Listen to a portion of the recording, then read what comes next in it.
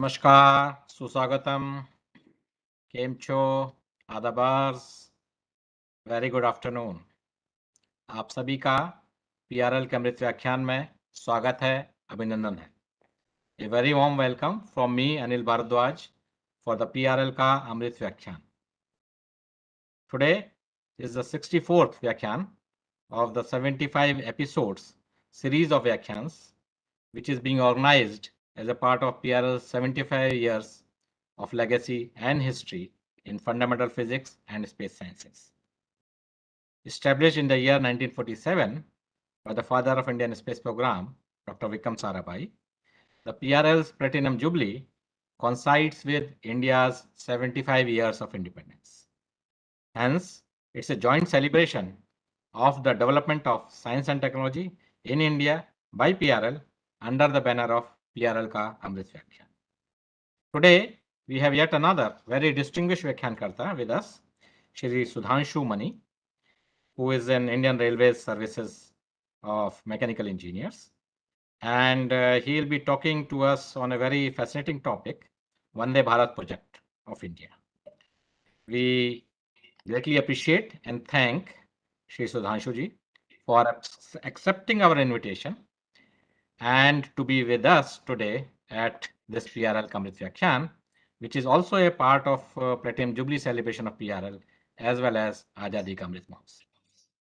I now request my colleague, Professor Pallam Raju, to kindly introduce our today's Vyakhyaan to the panel at WebEx, as well as those who have joined us live at the PRL's YouTube channel. Over to you, Professor Pallam Raju. Thank you, Professor Bharadwaj. It's indeed a great pleasure for me to introduce today's speaker, Sri Sudhanshu Mani. He has served in the Indian Railway Service of Mechanical Engineers for 38 years and has superannuated as a general manager of the Integral Coach Factory in Chennai. He has also served as railway advisor in the Embassy of India in Berlin for 3 years. He is a fellow of Institute of Mechanical Engineers, London. He led the Train 18 Vande Bharat Express project, the first ever indigenous semi-high-speed train of India, from concept to delivery. His journey in leading and completing the unique Train 18 project, is recounted in his best-selling book, the My Train 18 History. He has authored more books, which include Arts and Railways, Environment, Greenery, and also more of literature in terms of Ghalib's works and Shakespeare's work. So we see very diverse interests here. Apart from working as a consultant, he is also engaged in multiple activities like serving as advisory board member and advisory board member of leading railway and metro journals and organizations of Awadh Conclave. He runs a not-for-profit art and culture center, Manis, and presides over Rolling Cart Society, which promotes technical awareness. He writes opinion pieces regularly on national issues of engineering, project management, arts and literature, current affairs, etc., in leading newspapers, journals, web portals, and also in his own blog. With these few words of introduction of a multifaceted personality, I invite Sri Sudhanshu Mani to deliver his Vyakhyaan on another fascinating topic of the Vande Bharat project and how his experiences of how he conceived and delivered the product to the nation. So with this, I invite you, Sri Sudhanshu Mani. Over to you. Thanks a lot. Professor Bhardwaj, Pallam Raju ji, PRL team. First of all, let me congratulate you for your Platinum Jubilee and for organizing these series of lectures called PRL Ka Amrit Vyakhyaan. I'm thankful to Nandita ji and Pradeep ji for reaching out to me to afford me this opportunity to speak to you. And with this, I will now share my screen and start my presentation.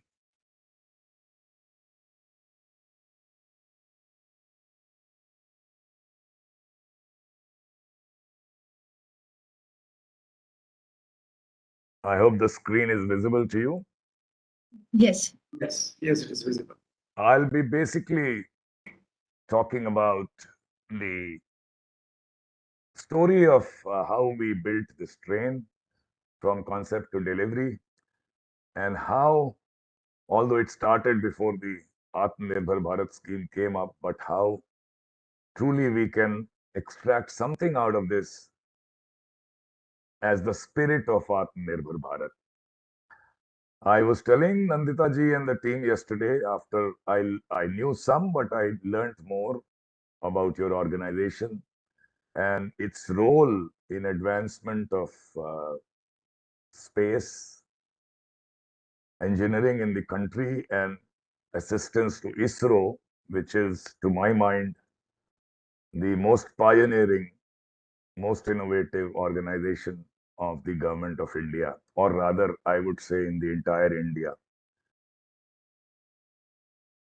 So the screen is moving, right? Yes. Yes. Yeah. I have to begin with a quote from the People's President, Dr. APJ Abdul Kalam, who had a dream, who, in respect of the dream we had at Integral Coach Factory, is that a dream is not the thing that you see in sleep, but is that thing that doesn't let you sleep. I come to you as a railwayman for life. Indian Railways, as you will all agree, you would have traveled in it at some point or the other, is not an organization you can easily ignore in India. I'm not a great speaker, so I borrow a lot from the intelligence down the ages, whom I call my uncles. My great grand uncle Kabir, who lived 600 years back, my English uncle, my grand uncle Shakespeare, who was 400 years back, and my nearest, latest uncle Ghalib, who was some 150 to 200 years back. I will attempt some humor. And unfortunately for you, Nandita ji has given me a time regime. So I cannot go in long and winding, but I must tell you that as a railwayman, I have an inherent right to be derailed. So any attempt to derail me would not work. My first principle is there is nothing like a beginner's luck.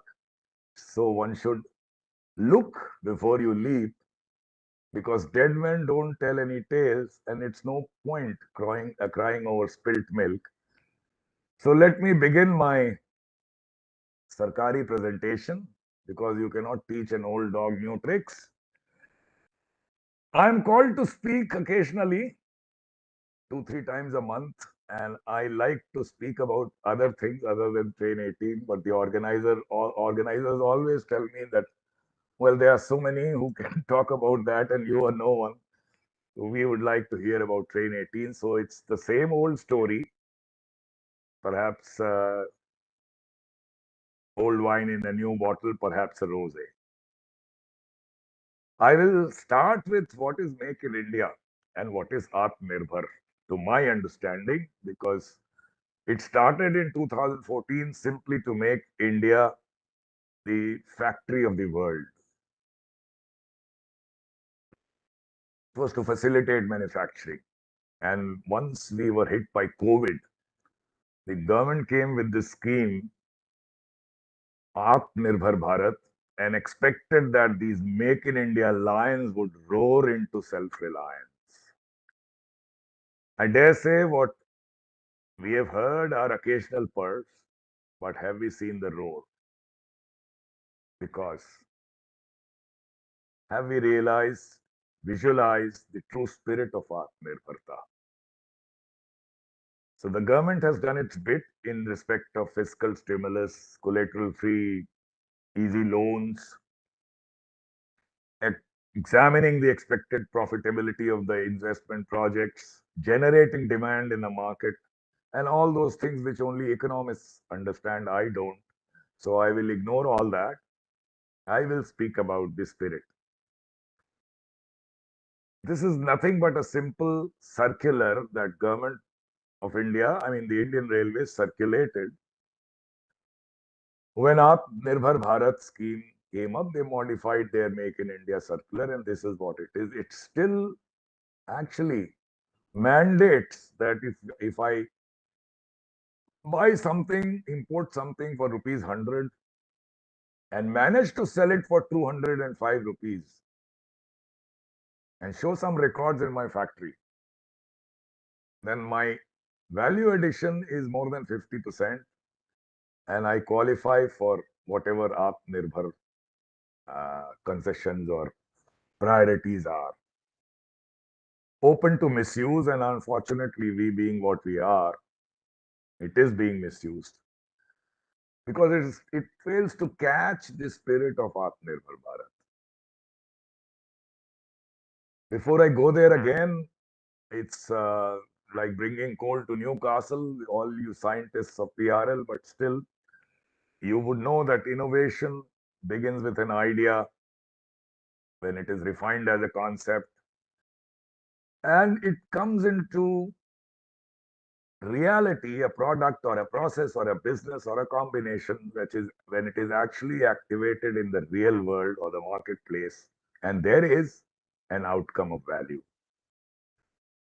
And that's the start of development of a technology, which is a systemic knowledge or skill for a product or service, employing many inputs, techniques, methods, processes, allied machinery and equipment, and what I said in red, some artistry. And why artistry, I'll come to that. But anyway, once you have this technology developed through innovations, then managing it, nurturing it, and letting it flourish is the key to Atmanirbhar Bharat. With a sense of pride, with ownership. Why do I say that? That it is only with this pride of ownership that a man can give 110% of what he has.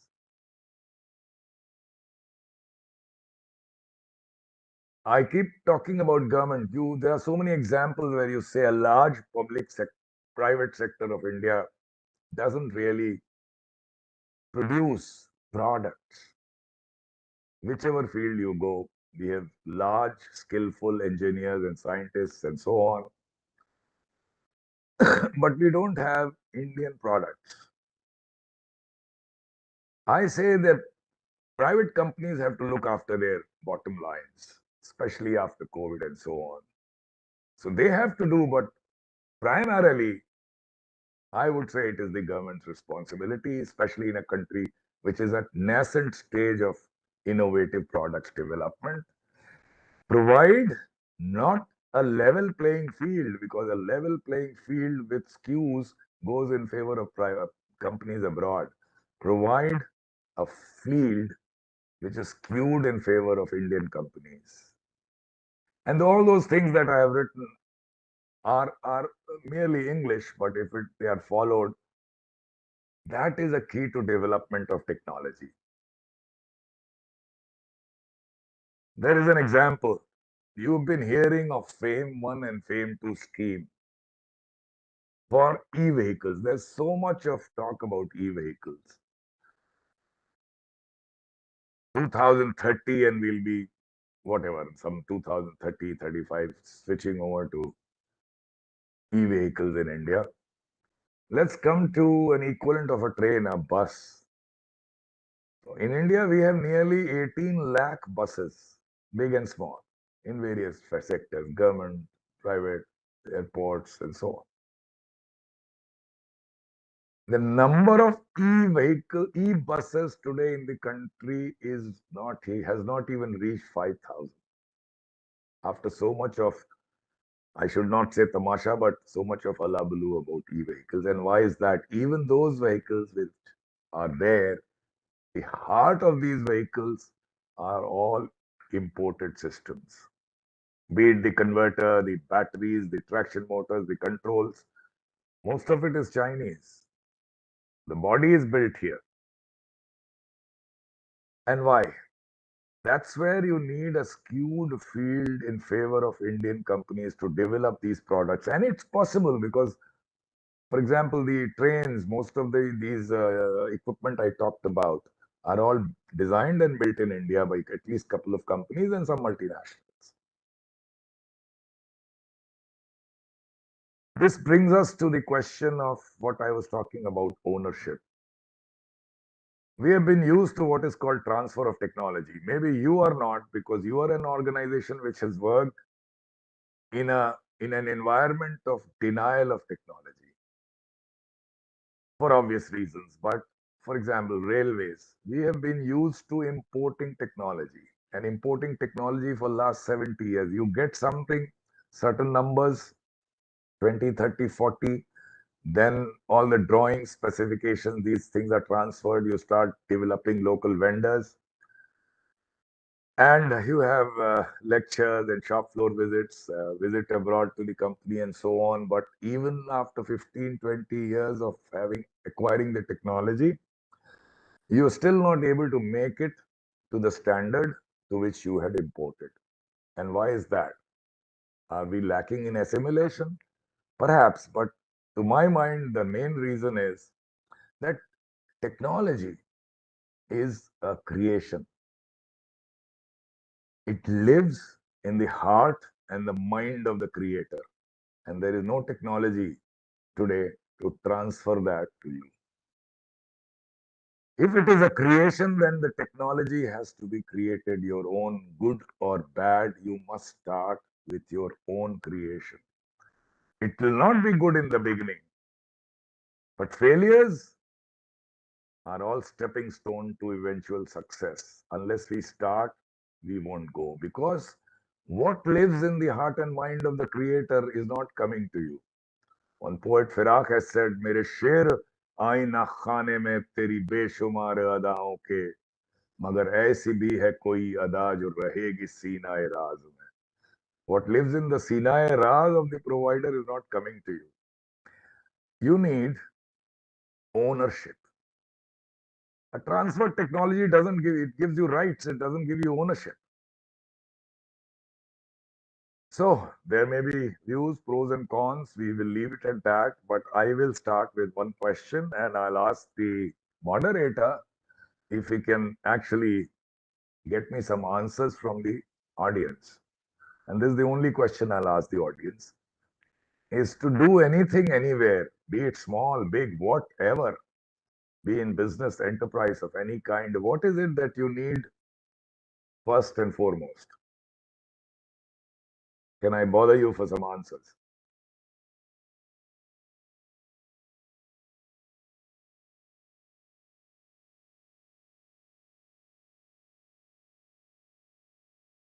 Do we have the moderator? We actually usually take the kind of questions in the end, so that that is how the format is. I think. So that's for questions to me. But anyway, doesn't matter. So the answers I would usually get are these, and many more. And all are good answers. But I followed through, which I learned from my seniors, is a simple principle. And that is, you have to begin with love. You have to begin loving what you do. You must love what you do. And if you do that, you will love the people around you. You work with your colleagues, your seniors, your juniors. And then above all, you will also love your organization. And why do I say that? Because irrespective of all the wherewithal of machinery and artificial intelligence and so on, unless your human resource is with you, your organization is not going anywhere. And that human resource is the one which has to be won over with love. One poet has said that एक लफ्ज़ से मोहब्बत का अदना ये फसाना है, सिमटे तो दिले आशिक. This word love has a brief story. If it shrinks, it is the heart of a lover. एक लफ्ज़ से मोहब्बत का अदना ये फसाना है, सिमटे तो दिले आशिक, फैले तो ज़माना है. You cannot but start with this. But there is a caveat which I'll come to. As for Indian Railways, as I told you, everyone has worked on it. You will remember that fight for that window seat in a train as a child and maybe even as an adult, as they marvel the magic of Indian way of life, celebration, mourning, hard work, grind, indolence, desolate here, crowded there, rivers, valleys, mountains, deserts, open fields, and whatnot passes you by. Even today, if you go to an open door of a train and look back at a snaking train, it may give you goosebumps because every step of the journey is enjoyable, which becomes the objective, not the destination. And it is also a great leveler because even today, the richest and the poorest stand next to each other to catch an Indian railway train. Travelers never did lie, though fools back home condemn them. This is what Antonio said in Tempest. Of course, he didn't write it about Indian Railways, but if you are unable to appreciate the fantastical things you see from an Indian Railways window, then you are perhaps a prisoner of your own contradictions and conflicts.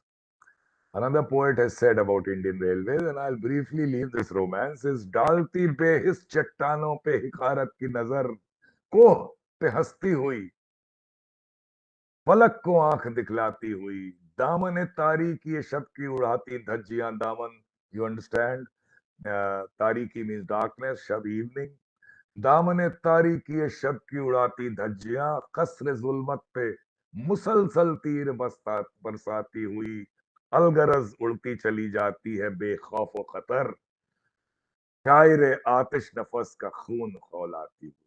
So that's Indian Railways for you and all the romance, that 160 years of legacy and history. But I'm not here to talk to you about that. I'm here to talk to you about this. I'm not going before independence. In the last 70 years, the recall of an Indian train remains the same. We might have brought some AC trains, some German technology, but close your eyes, picture an Indian Railways train, and you see what you see on the left of your screen. Even as a child, I used to wonder, and a railwayman for life, I always wondered, why is it that we, such a large country with a large pool of engineers, why can we not have a modern train with better technology, higher speed, better aesthetics? एक जैसे लग रहे हैं अब सभी चेहरे मुझे, होश की ये इंतहा है या बहुत नशे में हूं. Anyway, around 2016, when I had about 29 months of service left, I came to be eligible to become a general manager in Indian Railways. Usually people choose a zone because that's a larger fiefdom, but I went and requested for my posting at Integral Coach Factory, Chennai, which is the largest factory of Indian Railways. And it was easily given to me. ICF was set up in 1955 under the vision of the then Prime Minister Jawaharlal Nehru to be a factory to manufacture current technology coaches. Since then, it has gone through many expansions, and the number it produces has gone up quite a large number. It has become, but more of the same. There is hardly any variety and technological upgradation in the trains that we have been making since then. It has, now the number you see here is 70,000. From one factory, the number of coaches produced is a world record. In 1955, Premier Chow and Lai came to ICF and wrote in the visitors book that this is a factory every Orient should be proud of. And I would like Chinese engineers to come here and learn how to make coaches. And 65 years hence, We make a beeline to go to China to learn in rail technology, they are so far ahead of us. And so many technologies, why only railways, where we go make a beeline to go and learn from them? Because a dream was never converted into a vision, let alone any action. It remained what it was, a dream. I was posted as the general manager and I was immediately called to speak as a government CEO. I didn't even know what a CEO meant, so I did my research, made a table. And I realized that thanks to this government and the empowerment given to a general manager of a zone or to a factory is actually not only makes you totally similar to the CEO of a large organization, large private organization, but it actually excels that in respect of what your empowerment. So one view can be that, well, a sarkari view of so many of my colleagues is सबको मालूम है जन्नत की हकीकत लेकिन दिल के खुश रखने को ख्याल अच्छा है. Or as Shakespeare would say, what's in a name, a rose would smell as sweet. But it did offer you a canvas with a large number of colors and hues at your disposal to paint this canvas the way you wished for betterment of your organization and betterment of your country. In any government office, if you go, usually it's changing, but there is a corner in which they place all the brooms and buckets where the janitor keeps it. And that's the first thing I saw in ICF as well, and threw that out and converted that corner into what I called a family tree. 12,000 employees and everyone's picture there. Nobody bigger, nobody smaller.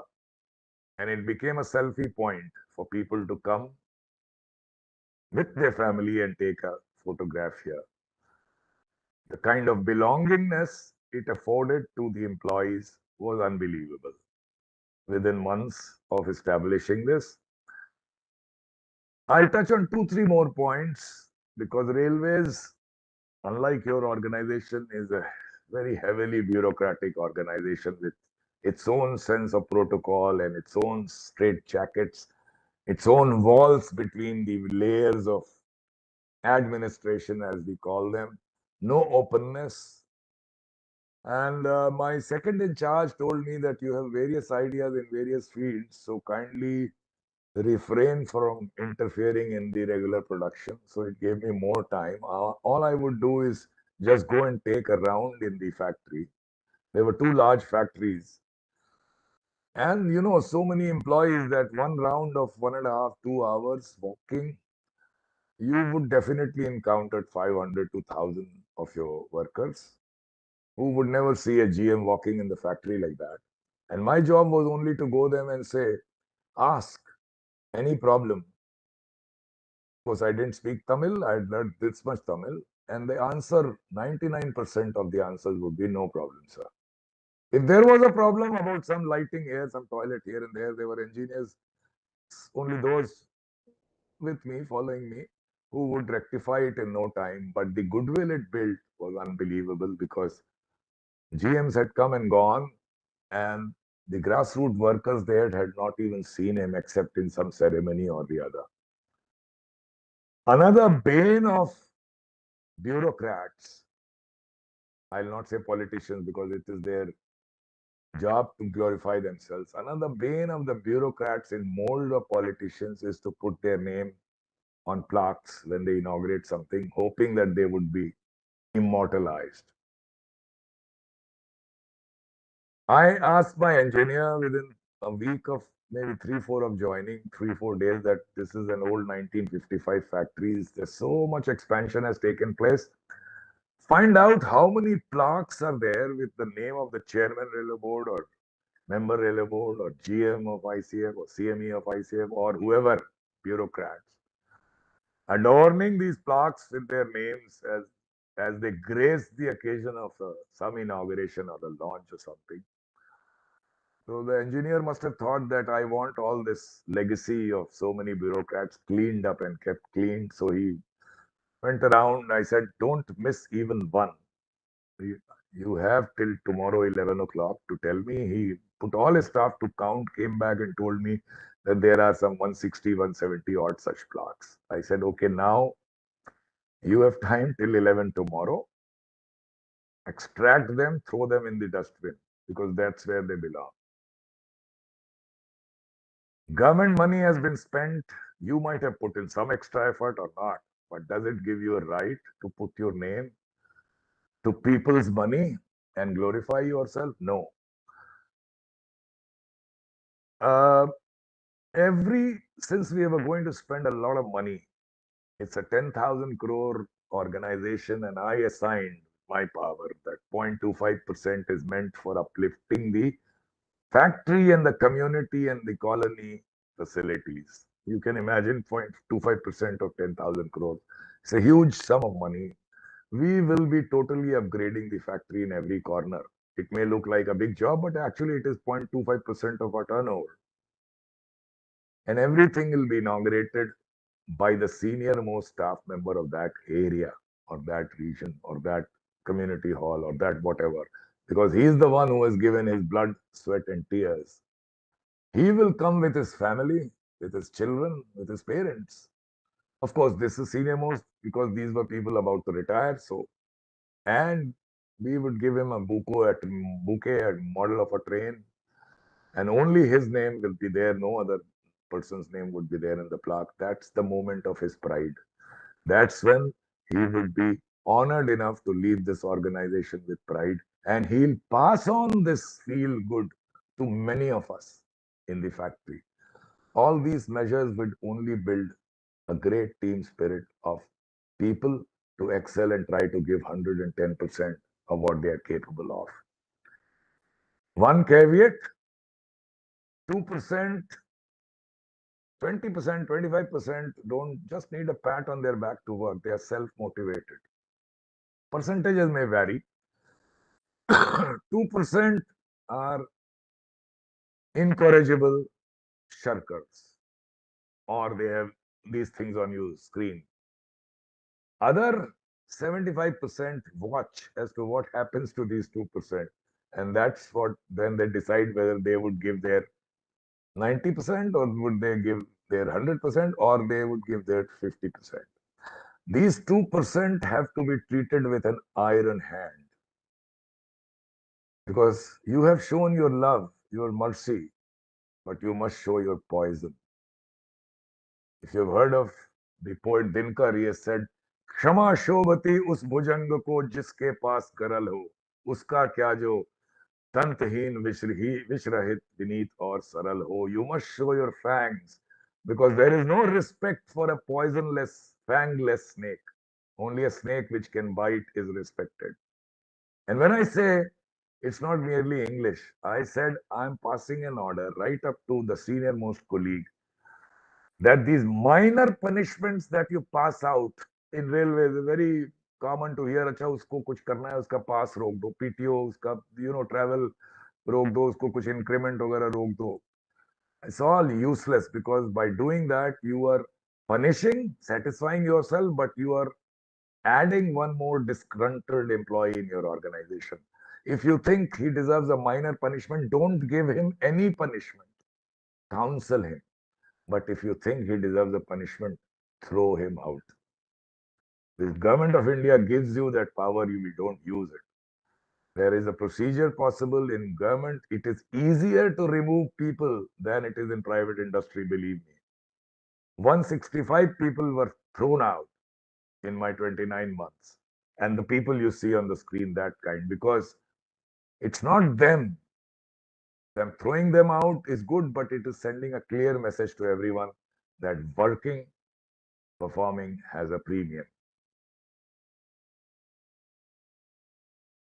Icons are there everywhere in private industry, even in public industry, but in government, you don't see icons. We created icons towards these soft measures, and what you see on the right of the screen is the man, the integral man who gave his life building coaches. The power of women, so the integral Mahila in the center, and the power of environmental advancement of greenery as the integral environmentalist, and put these icons all over the factory. And unlike any other government organization, which I had been doing earlier also in railways, but here we wore integral coach factory on our chest. There's no provision to provide this in railways, so we made it a voluntary scheme with seniors paying more, juniors less. And believe me, practically everyone volunteered. Before I go along with these soft measures and come to my main story of Train 18, I'll take 5 minutes more and then come to that. You see, ideation is another thing. In government, it is forced down. It's always mandated and commanded. You think of anything related to quality or output, it always comes from top. Whereas very idea of an ideation is that idea must flow from the bottom. And it cannot be done by cajoling, then dismissing or ridiculing. You have to simply encourage it. You have to hear everyone out, do what everyone collectively thinks is good, and adopt it. Never, even if it is not good, you can never ridicule it. We give you an idea apart from these ideation session we had with every level of staff, and believe me, some wonderful ideas came up. As far as the officers were concerned, there were 165 executives. I said, here I am going to mandate it because you have reached this level. You must be brimming with ideas. If not brimming, you must at least get one idea a month. So we'll sit down and you have to give us all some idea of yours related with your work or not related with your work, but an idea which will be totally your ownership. You will not be able to not implement it and blaming it on somebody else. Choose a simple idea which you are confident of implementing yourself. Any assistance you want will be given, but no blame game. So initially, the officers had that problem that somebody didn't do that. They soon realized that they have to choose an idea which they are confident of doing themselves. 160 odd officers, 29 months, every month an idea, 3,000, 4,000 things, big or small, got done without any extra effort because it all became the ownership of one person and who would make sure that his idea is implemented because it was reviewed also. अगर शरर है तो भड़के जो फूल है तो खिले तरह तरह की तलब तेरे रंग लब से है. Everyone has ideas except some very very few, just like those 2% shirkers. You may have 2% and you can't really do much about them. With all this, before I come to the story, you would see what happened. I always felt that you are 12,000. By the time I leave, I'll make it 10,000. Will not induct a single new person. And if unions would come to me, I'd say, why you bothered about people who are to be inducted? You don't even know them. Tell me any problem of the people who are already there in the factory and I'll be the first person to solve it. And some productivity measures, which I cannot go into right now. Actually, as the number of staff start going down, our production started going up.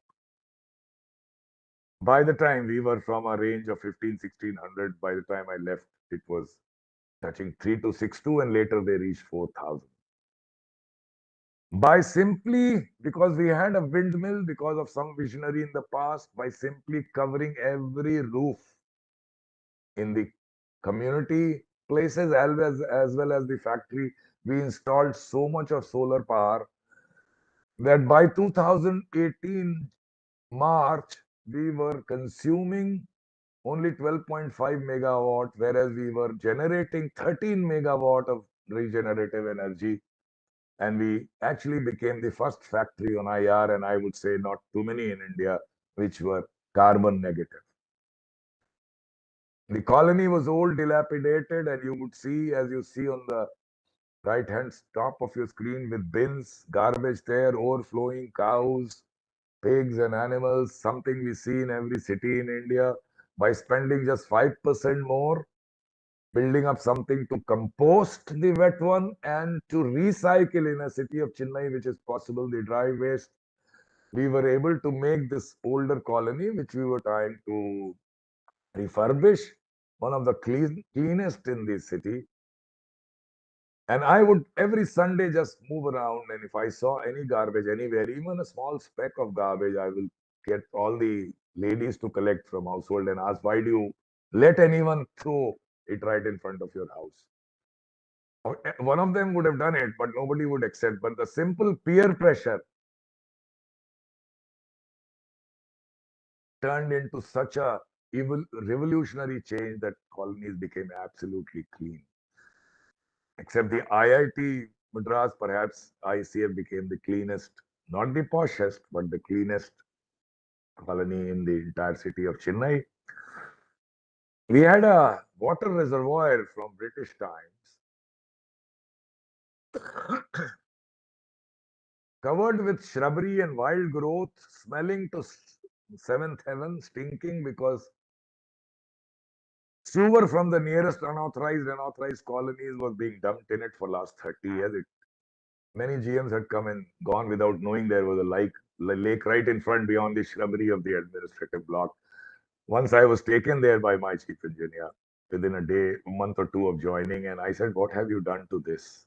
You've killed a lake. This is a water reservoir. You call it a water reservoir. I call it a lake, and it's dying. And we collectively are going to bring it to life." He said, "Some 35 years back, pelicans used to come to this lake." I said, "Why would they come to your lake now?" भाई दालान में सब्जा है ना तालाब में पानी, क्यों कर कोई परिंदा मेरी दीवार पे उतरे. But now, through community and government effort, we are going to revive it. And I'll not go into the details. In a matter of 9 months, the water of this lake turned blue. And if I'm lying to you, these pelicans you see in this picture, they actually started descending thrice a year on this lake. And in 2019, when the entire city of Chennai was so short of water, most of the water body had dried up, this ICF lake had water in it. I do believe that art is a way to wash away the dust of everyday life from your soul. So we did a lot of public art with staff, professional artists all over, murals, galleries, painting competition, painting workshops, to the extent that people actually used to remark at times later that whether ICF is a factory in an art gallery or an art gallery in a factory. One word about the power of women. We have all these government schemes where any sexual harassment or gender-based discrimination is to be treated by a committee called Vyakhyaan and so on. And it's all a matter of, deposement and inquiry and so on. I said, I have a very simple principle. In our society, yet we don't expect a lady which has been harassed sexually to come and complain so easily. She tolerates it and hopes that it won't become worse. I said, make a system where I don't need a written complaint. I don't need anything.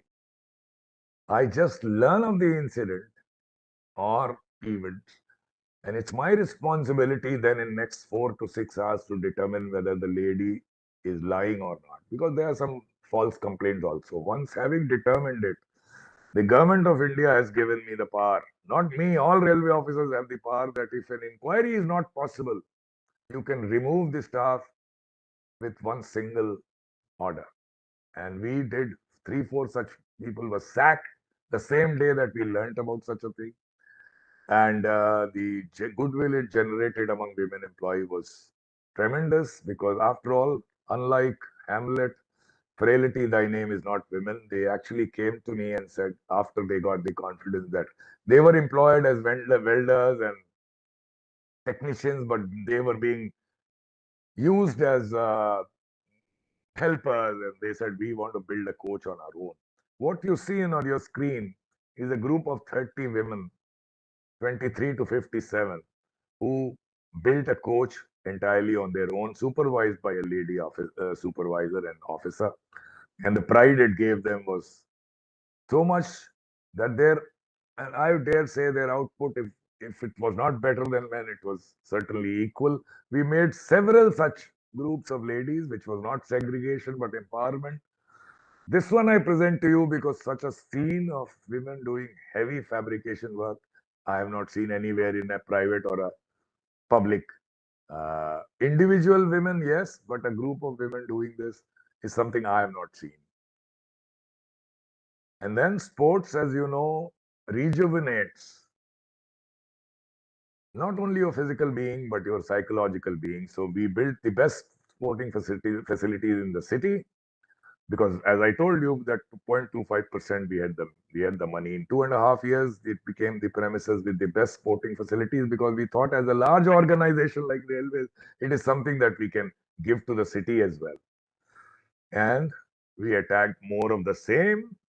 I'll not go into so much detail. You can see what it was on top and what we turned out. The aesthetics and the technology of the trains. Only one example, what you see on the right hand extreme is a diesel electrical multiple unit which we exported to China. Every time we did that, we had done twice earlier in the past. It would be placed next to a Chinese product, and believe me, we would cut a very sorry figure. This time, after retirement, when I had gone to Sri Lanka on some consultancy assignment, I was so happy to learn from the Sri Lankan rail authorities and even to some extent the public that the diesel electric multiple unit exported to Sri Lanka in 2018 is performing far better than its Chinese equivalent. I come to my story now because it's a very brief story, and because what I've told you just now is just a build up to the story of train 18. What is a train set? You know what a train is, but a train set is a self-propelled train which has no locomotives. All the equipment for powering, air conditioning, for the hotel load and what have you is all placed under the board, under the chassis of the train. All the coaches are aligned and similar looking with the same profile, except that the last two have cabs which function, which take the place of a locomotive cab. And otherwise, the entire space is available for passenger amenities. No equipment. There is something overhead or all below the board. This is the type of trains for semi-high speed or high speed which are being built in the world for last 30 years. Why is it that we don't have these trains? For these 30 years, we have been talking about it, debating about it. And why is it that why don't we have it? It's not very complimentary to Indian Railways. Advantages are very clear. You see, it requires no reversal of a locomotive. It has so much equipment can be packed that it has faster acceleration, deceleration. Travel time gets reduced. It's more energy efficient because you are getting rid of two vehicles, the locomotives and the power cars, which you would have seen in Shatabdi and Rajdhani with those engines sounding to heavy heaven. All that is gone. All that equipment is under the board. You can provide more comfort and it is more better to maintain. Every advantage is it, but why don't we have it? You see, you can travel from one end to another without feeling that you are crossing a coach because it has sealed gangways between two coaches. Theoretically, from one cab to another 16 coaches, you can travel without any discomfort, unlike our trains. Why don't we have them? The reason is this.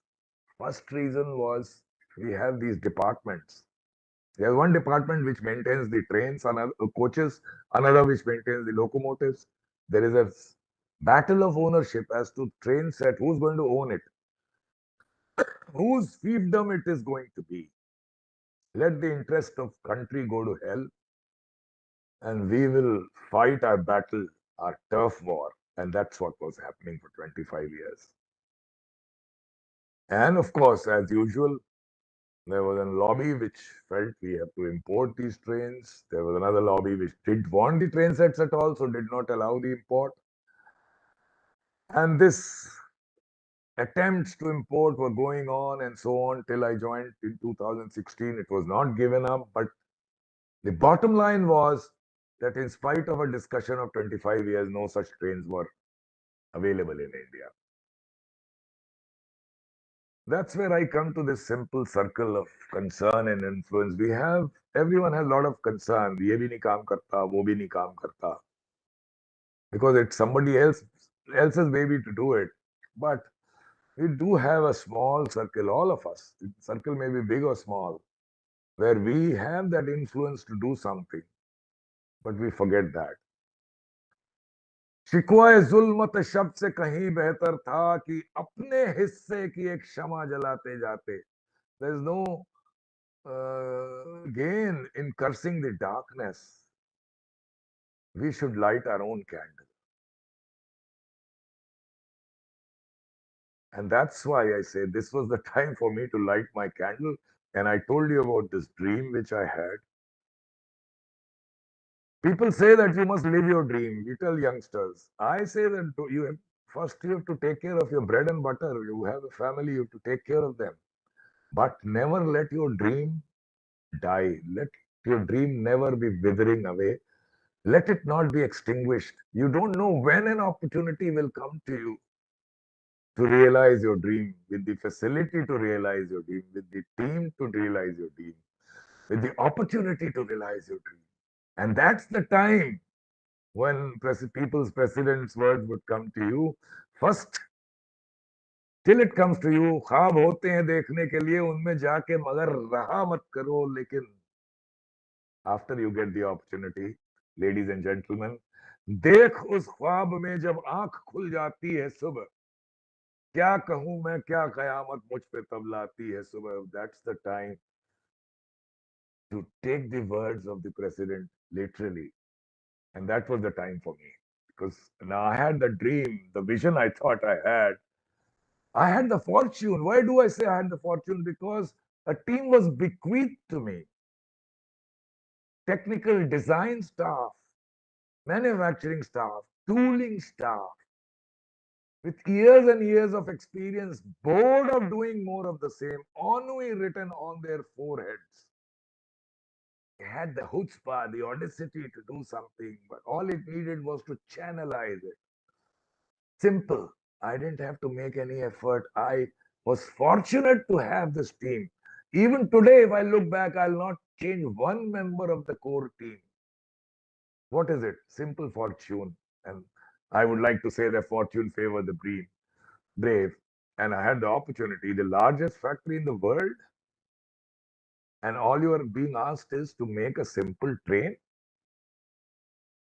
But there were doubts. Number one, first doubt. You may be a GM with all the empowerment, but to make a new type of train, we are raring to go. We will make this train for you. We have the technology, we know how to do it. But where is the sanction? The ministry must permit to you to give you a sanction to make these trains. I said, that's easy. I'm your leader. I'll go to the board and get the chairman to give me the sanction. But what a foolhardy thought, because it was steeped in negativism, cynicism. They thought I was spinning a yarn, looking for publicity. I was striking a wall everywhere till I went to the chairman. I said, you know me to some extent? He said, yes. Don't you think that Integral Coach Factory with my leadership can make this train? He said, I think you can, but the board members are not letting me do it. I said, you are the chairman. You don't let me do it. We'll again go back 5-10 years. It will not happen, sir. And then I lied to him that if you permit me to make this, I will turn it out. This was April of 2017. I will turn it out by July 2018 when he was retiring. This was a lie. In 13 or 14 months, nothing was possible of this magnitude. And I also said, you import whatever you want. Who am I to stop you? But I will build this train at 1/3 the cost of import. Give me a sanction for just 2 trains. And if you are not going to give me the sanction, I am going to grab your feet and not leave it. Because you see, for a large cost, somebody is going to kill your vanity someday. It's always good that you kill it yourself today for the larger cost. I got the sanction the same day. I reach my team and they say that, okay, we spent these 200 crores making these two trains for the first time. There are many features in the train which are going to be designed for the first time. If it doesn't work, then these 200, 250 crores are down the drain and who will be the scapegoat? I said, I am retiring in December 18, 21 months from now. What will they do to an old man? Actually, I was wrong. They could do something, but all that is past. And if we give the nation this train, we would have really earned our salary for years and years. And the credit would go to all of us, the entire team. The doubts we have, our doubts are traitors and make us lose the good. We oft might win by fearing to attempt, as the bard has said, or our own Iqbal. गिरते हैं शह सवार ही मैदान जंग में वो तिफल क्या गिरे जो घुटनों के बल चले. That enthused them. Coming to the question of how we would make it, I said it's a given, and you agree that we are not seeking any technology. It will be first attempt made by us, good or bad, it will be our train. We will make it entirely with whatever knowledge we have acquired over 30 years, whatever skill we have.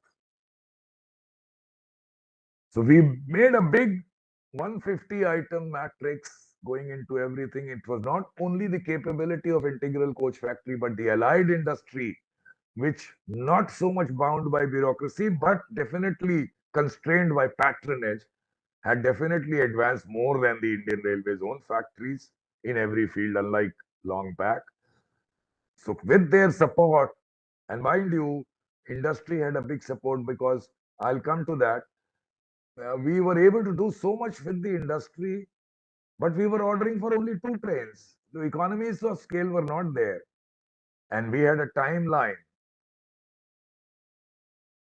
The train had to be made, as I will tell you later quickly. So the drawing finalization, as you would realize, half the time is making drawings, then half the time is manufacturing. You cannot order before the drawings are ready.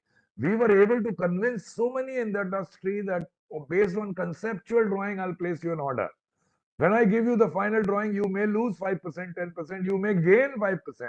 That risk you should be prepared to take. They said, yes, we will take this risk in the interest of this product that you are going to give to the country. Nevertheless, we had three ideas, three areas where we found that we were, in spite of all skill, were not good enough to go. And it's always better to accept it because, as the Shakespeare, has also said that a fool doth think he is very wise, but a really wise man knows himself to be a fool. Not knowing something is never shameful, but pretending to know it can lead to so much of catastrophe. And we said, okay, so these are the areas where we need hand holding. I had worked in Germany, so I knew there are consulting design companies there which have no stake in supplying to you for till kingdom come. They only want to give you a good design. We engage those consultants in these three areas with only one caveat, that we will work with you day and night through video links or otherwise, but every line that you draw, every word that you write will be with our staff, because it's not just the know-how, because the total know-why as to why a drawing has been made in a simple manner, in a particular manner, why there is a recess here or a recess there, reason for the same. That's what is going to enable us to make the next bigger, higher technology train entirely on our own. And they agreed readily with this, and we were able to quickly finalize these contracts. After that, it was all a matter of hard work. So I told them, quoting Shakespeare again, that this is the time now to show what is in it. We have. So they were, as a team, were really enthused, and I was fortunate about it. But there was one doubt, and Although the works went on very in a synergetic manner, hitches and glitches, there were joys, disappointments every day, roadblocks. But still, in the beginning itself, there was one big doubt that a project of this magnitude, when you start from a concept to engineering, to manufacture, to designing, to engineering, then manufacture and validation, testing, everything, it's a project of 36 to 42 months. You go to Siemens or Alstom or anybody, Hitachi, they will do it systematically in 36 to 42 months.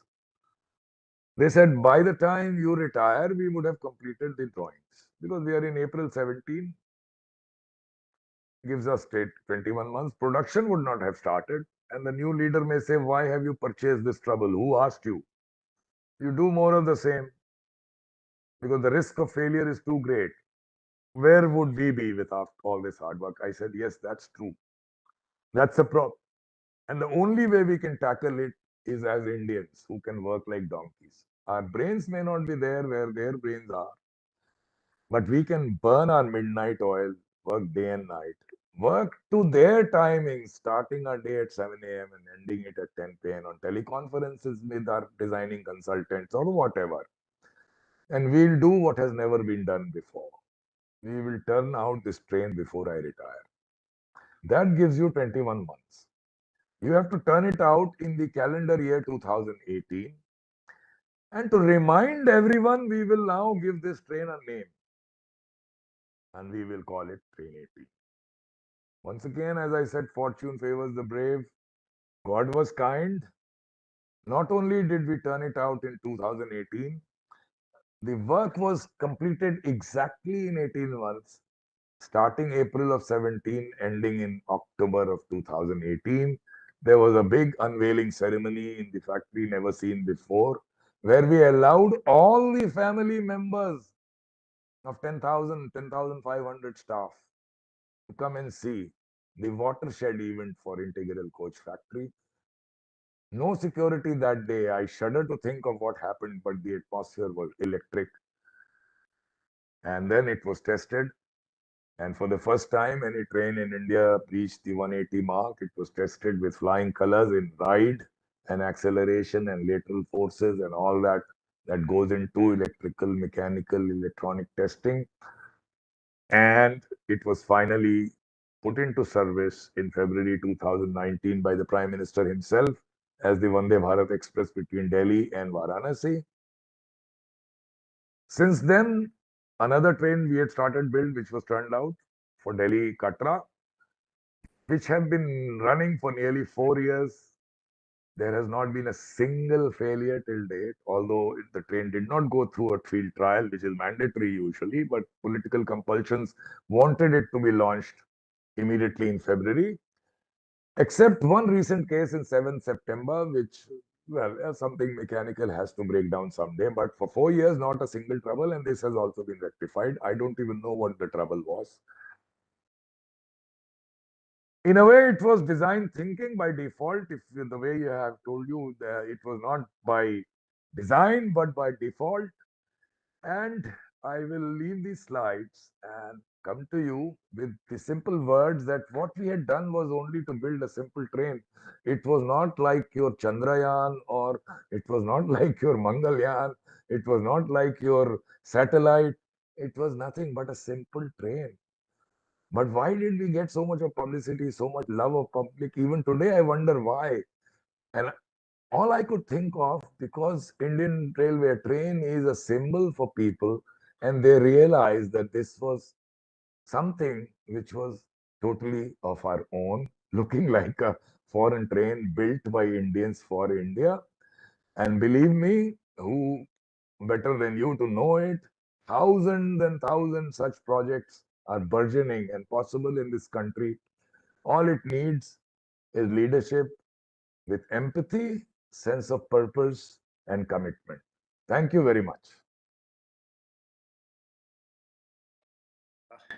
Thank you, Sudhanshu ji, for this wonderful, fascinating, illuminating.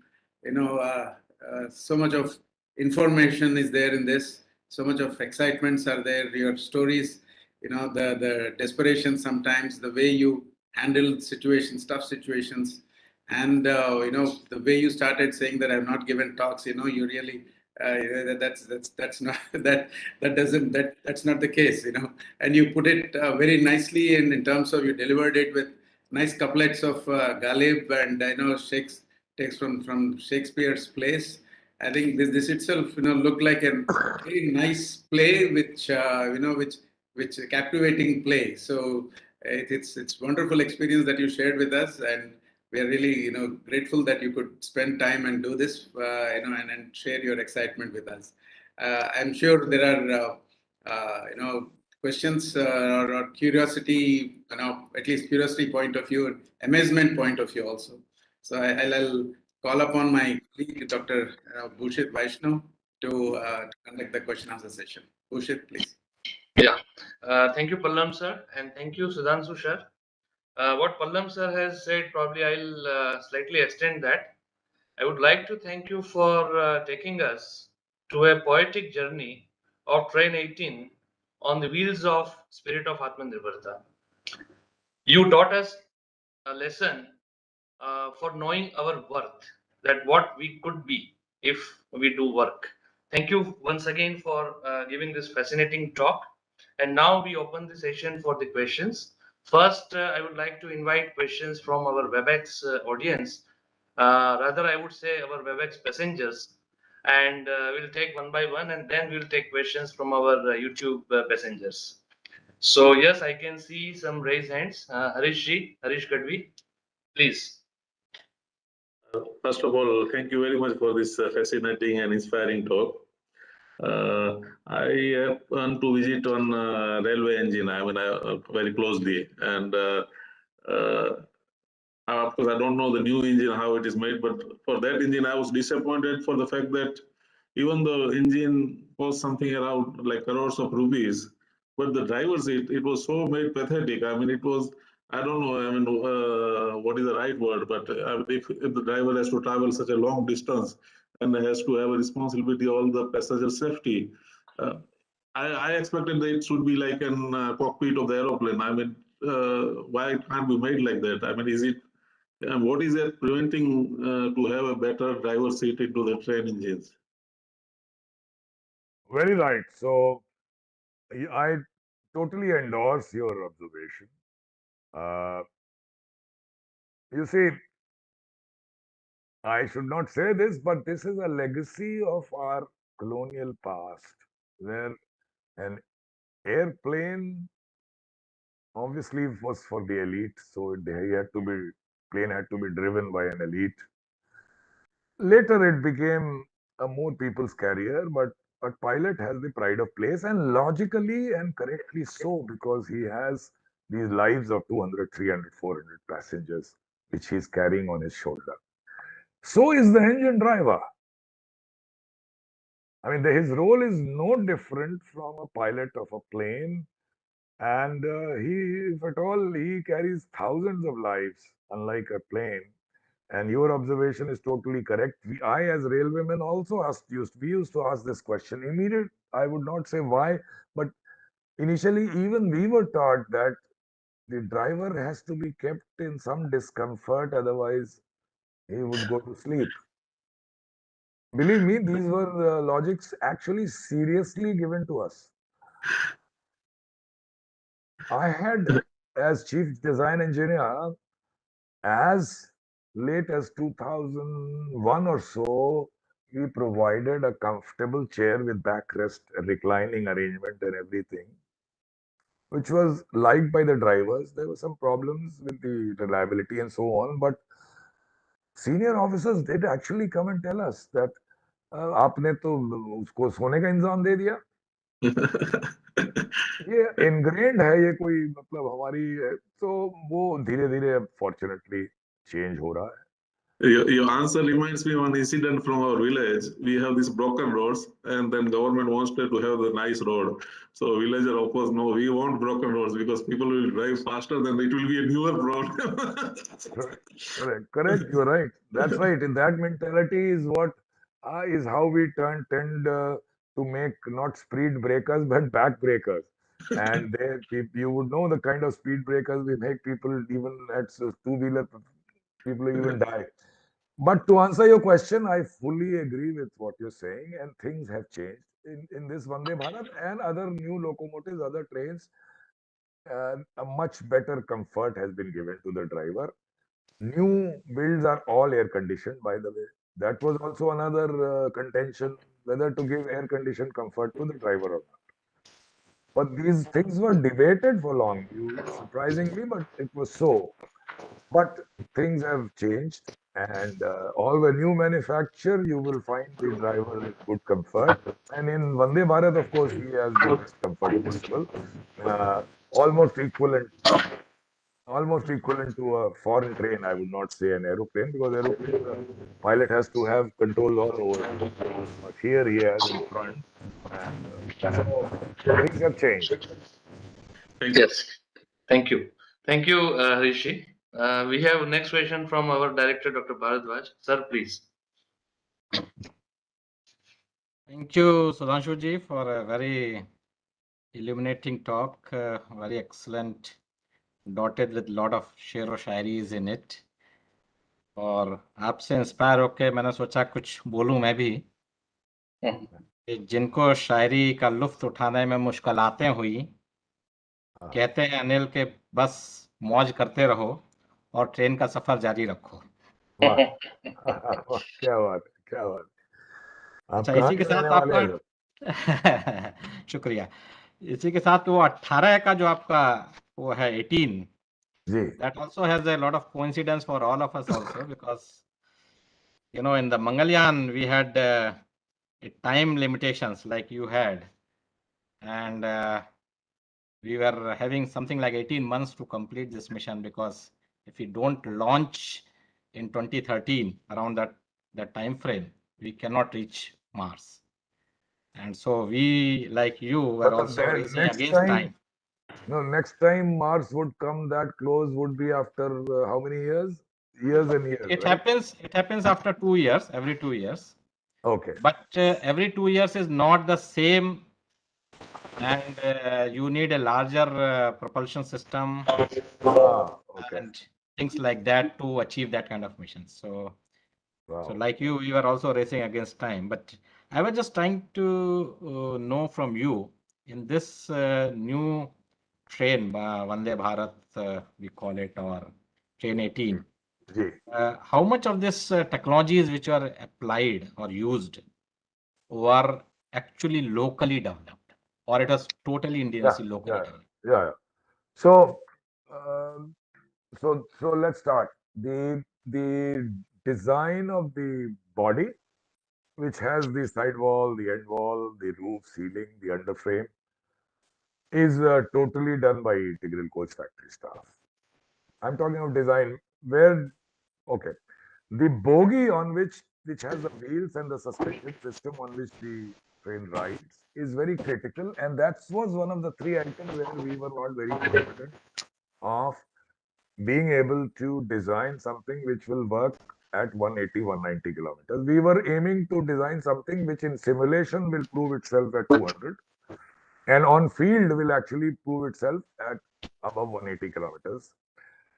So, although we were almost there, but we were not that confident, that's where we engaged a consultant. And with the caveat that the IPR would totally be ours, because design will be a joint effort. And so there we took assistance from a consultant in Poland.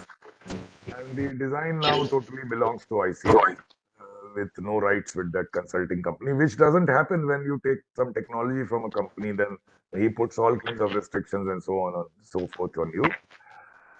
Then we come to the heart, that is the propulsion system, which in an electric train starts with the pantograph, which collects the train, then the transformer, then the converter-inverter system, where you convert the single phase AC into AC, which can be fed to the AC traction motors, and the control for the propulsion of the train, as well as control of the converter for the variable frequency, variable voltage drive. this is entirely done in the country.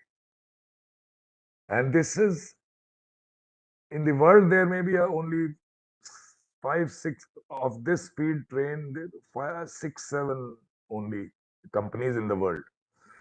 So, this was the main enabler for the train to be built in India indigenously. Otherwise, if we had gone to some company for this propulsion system, nobody would make it for 2 trains. First of all, they'll tell you to order 20 trains at least. They will take a technology fee, and it would have been crores and crores. So this was done in country. The brake system, which is totally state of the art, same at par with European trains, is a monopoly of 2 companies in the world, except Japan, who have their own. Otherwise, world over, it's 2 companies called Wabtec and Tenorbrem. Every brake system everywhere in the Europe, anywhere is only these 2 companies. So we had to go to one of them. Only we said you'll have to build it to our specification.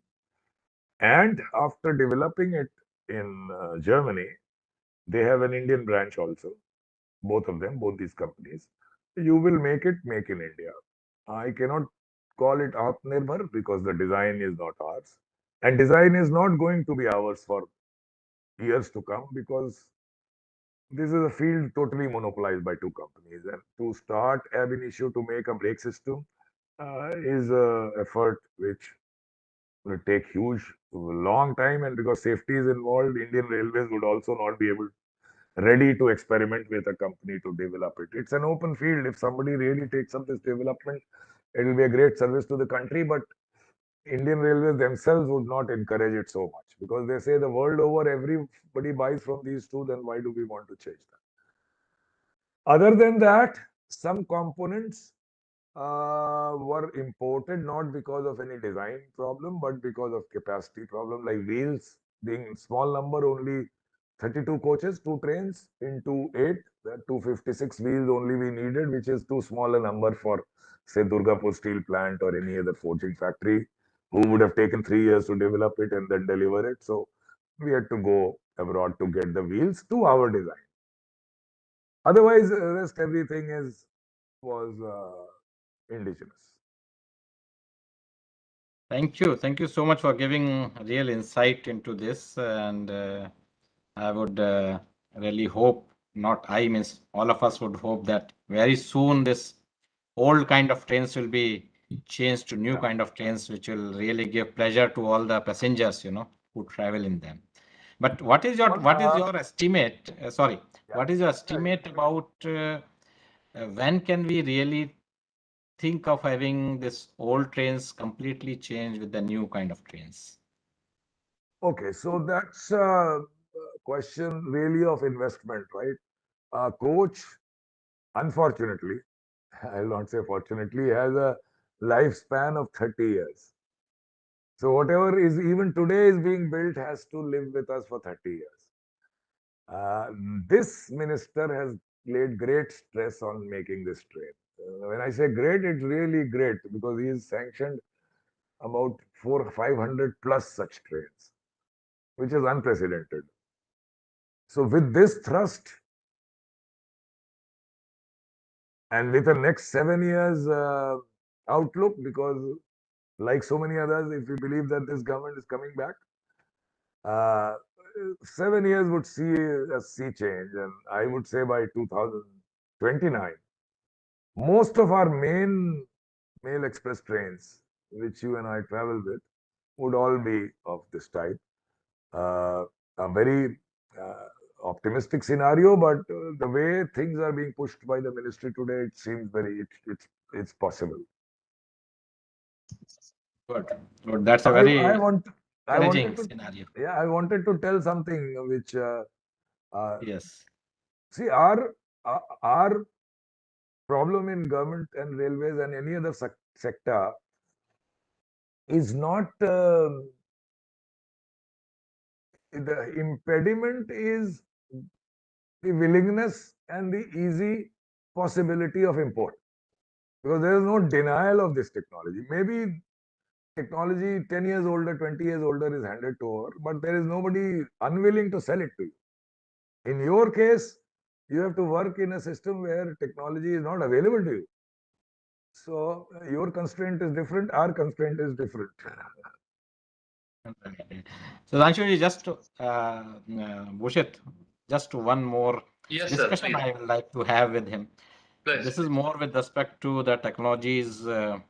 With India having this, Navik system, which is something similar to GPS, and Department of Space rendering to railways this kind of technologies which can be used in railways, so that you can have good way of knowing where the trains are, and also managing this unmanned crossings, particularly because it helps in a big way. So this is, I think, would be quite an enabler for the new Yes. trains, which is going to move at much faster pace, Yes. because you will be able to track much better ways when we use our own systems. Absolutely. So earlier also, based on GPS and all, many things were tried and so on. But there was this lurking fear all the time that when would the big dad in USA switch it all off for us, and then you are totally stranded. But with this system in place, I would say it's a great opportunity for synergy. And Indian Railways should approach you people to really build a sturdy indigenous system, which would be free of any such risks. So yes, I think it's a great opportunity and should be pursued. I don't know how strongly they're doing it right now, but definitely it should be done. Great. Thank you. Thank you very much. Thank you. Thank you, sir. So we have next question from Dr. Som Kumar Sharma. Som Kumar ji, please. Yeah, sir, this is a really very illuminating talk. जैसे कहते हैं ना कि दिल मांगे मोर, सो आपने ये वंदे भारत बनाई और ये बुलेट ट्रेन का प्रोजेक्ट चल रहा है, तो can that basically it is successful, that Vande Bharat is so successful, it is semi high speed train. So are the Indian Railways or our India like that cannot think about the bullet train making indigenously? That is just my very good question. ऐसा है कि वो जो मैंने पहले कहा था ना आपसे, वो हमारे यहाँ दो तरह के लोग हैं. हमारे मतलब आपके यहाँ नहीं होंगे, हम लोग के यहाँ बाकी जगह है. एक तो वो जो समझते हैं कि हम सब कुछ कर सकते हैं,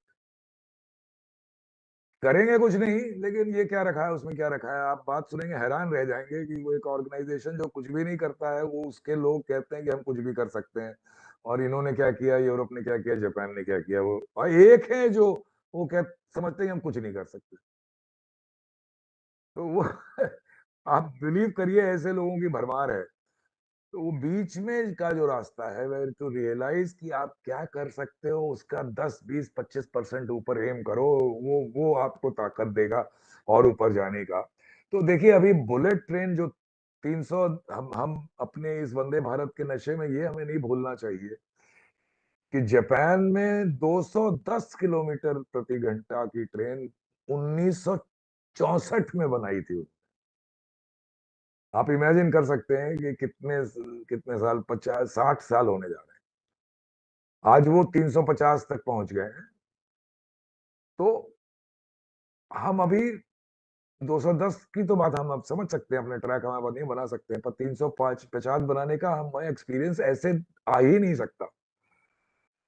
भाई आपके यहाँ मैं एक बड़ा बेकार सा एग्जांपल दूंगा कि आपने पहली सैटेलाइट बनाई, फिर पहले रॉकेट बनाया. आपको मंगलयान क्या एक झटके में आप पहुंच जाएंगे कि आप सीखते हुए पहुंचे हैं वहां पे, और आगे जाएंगे आप सीखते हुए. तो ये हमारा सीखने का पहला स्टेप था. इसको अभी से कुछ पेपरों में मैंने पढ़ा, मुझे अच्छा नहीं लगा जब किसी ने इसको बुलेट ट्रेन से कंपेयर किया. ये देखिए, ये तो वही बात हो जाए, बुरा ना मानिएगा, कि इसरो में लोग कह दें कि अब हम नासा से आगे निकल गए. वो नहीं होना चाहिए. तो वैसे ही मैं कहूंगा कि हम क्यों नहीं बना सकते हैं, बिल्कुल बना सकते हैं, लेकिन हमें पहले अब 180 की बनाई, हमें मौका दीजिए, ट्रैक वैसा बनाइए, 220 की बनाएंगे हम. फिर 220 के बाद हम 280 की बनाएंगे, और फिर हम 350 पे भी पहुंचेंगे. हो सकता है 10 साल में पहुंचे, लेकिन पहुंचेंगे. लेकिन आप अभी से आप कहिए कि हम वहां पहुंच गए, तो आप नहीं पहुंचेंगे. फिर आप ये 180 पे ही रहेंगे. और फिर वो अब जापान से आ रही है बुलेट ट्रेन, बहुत अच्छा प्रोजेक्ट मोदी जी लाए, पहले था नहीं, डिबेट होता था इसमें भी कि भारत में क्या जरूरत है, सो ऑन, एज भारत सबसे फिसड्डी देश है क्या दुनिया में, सारी दुनिया में हर जगह अमेरिका को छोड़ के हाई स्पीड ट्रेन है, और वहां जहाँ पे हाई स्पीड चलती है वहां की फ्लाइट्स बंद हो जाती हैं। मैं आपको एग्जांपल दूं, जब फ्रैंकफर्ट से आप कोलोन जाना चाहें तो हमने हवाई जहाज का एक बार टिकट लिया, जब मैं एयरपोर्ट पहुंचा तो उसने कहा आप ट्रेन स्टेशन चले जाइए, मैंने कहा इसमें तो लुफ्थांसा लिखा है, उसने कहा वो लुफ्थांसा ने राइट्स खरीद रखे हैं उसके डॉयचे बान के ट्रेन के, और वो ट्रेन से भेजती है पैसेंजर को। तो हाई स्पीड ट्रेन तो आनी थी, ये इतने दिन डिबेट करने के बाद मोदी जी ने एक प्रोजेक्ट सैंक्शन किया, बहुत बढ़िया है, थोड़ा उसमें पॉलिटिकल रीजन से रुका था, तेजी पे आ गया। कमी इसमें यही है कि ये ट्रेन पूरी की पूरी, ये मतलब वो हमारे लिए ब्लैक बॉक्स टाइप आएगी, जापानी लोग हमें सिखाए उखाएंगे नहीं कुछ, और हम जितना सीख लें तो उस तरह से बहुत टाइम लगेगा। वो हमें एक शर्त लगानी चाहिए थी कि भाई 1 लाख करोड़ का प्रोजेक्ट कर रहे हैं, इसका कम से कम 50% डिजाइन हम आपके साथ बैठ के करेंगे, आप अकेले नहीं करेंगे। That would वो have नहीं been हो very रहा है, nice. और वो कोई मुश्किल काम नहीं है, हम लोगों ने इसमें करके देखा कि वो साथ में हमारे इंजीनियर्स को वो कम ना समझे, वहां जाके उनके बैठेंगे तो ऐसे सवाल पूछेंगे, सब सीख जाएंगे। अब वो सिखाना नहीं चाहते होंगे, आई एम श्योर कि एक लाइन और बनाना चाहेंगे, लेकिन हमने चूंकि इतना बड़ा प्रोजेक्ट हाथ में लिया है, तो हम अगर अड़ जाते तो सिखाते हो सिखा मजबूर होना पड़ता उन्हें।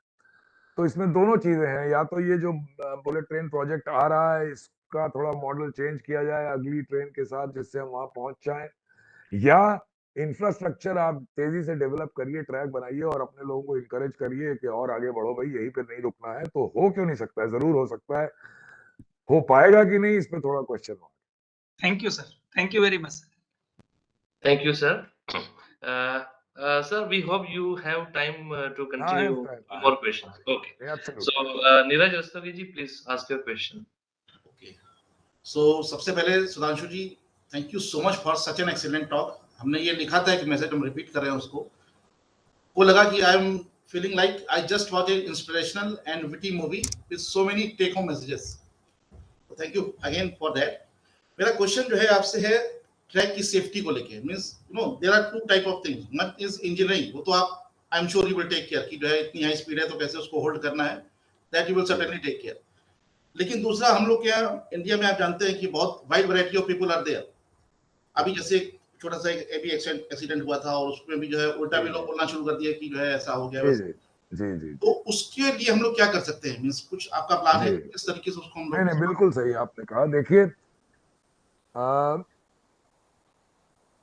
कोई भी ट्रेन, आप उससे ज्यादा ही समझेंगे, कोई भी ट्रेन का जो एरोडायनेमिक प्रोफाइल आप बनाएंगे वो बहुत जरूरी है। 180 पे तो कम है, जब आगे बढ़ेंगे तो बहुत ज्यादा, आधा रोल ही उसी का है।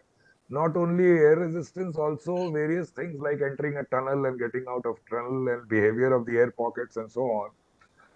तो कोई भी ऐसा कोन नहीं डिजाइन किया जा सकता जो कि अनलेस वो उसको आप सॉलिड बना लें, तो आप उसको किसी ऐसे एलिमेंट का बनाएंगे जो लाइट भी हो, एस्थेटिकली भी सही हो, और आपको वो चीज दे एरोडायनेमिक कंप्यूटेशनल फ्लो में उसका वो परफॉर्मेंस आए जो आपको चाहिए। तो वो ऐसे मटेरियल की नहीं हो सकती जो इम्पैक्ट सह जाए।